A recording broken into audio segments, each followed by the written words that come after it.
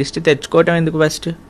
దిష్టికి అన్నిటికంటే మూలం ఏంటి అని అంటే మనకి ఉన్నదానికంటే ఎక్కువగా చూపించుకోవటం, లేదా ఉన్నది మొత్తం మనం ఇప్పుడు చూడండి, డెఫినెట్లీ వీ హ్యావ్ టు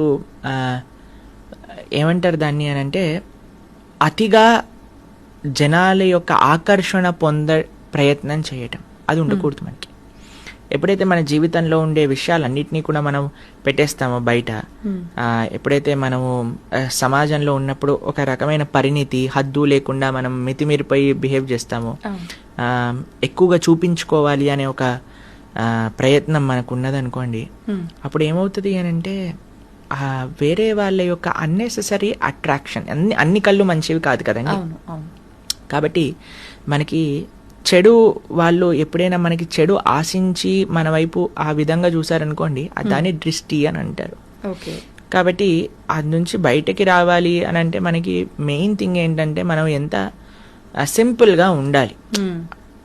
ఒకటి ఏంటి అని అంటే అన్నెసెసరీ అట్రాక్షన్ గెయిన్ చేసుకోవడానికి ప్రయత్నం చేయకూడదు.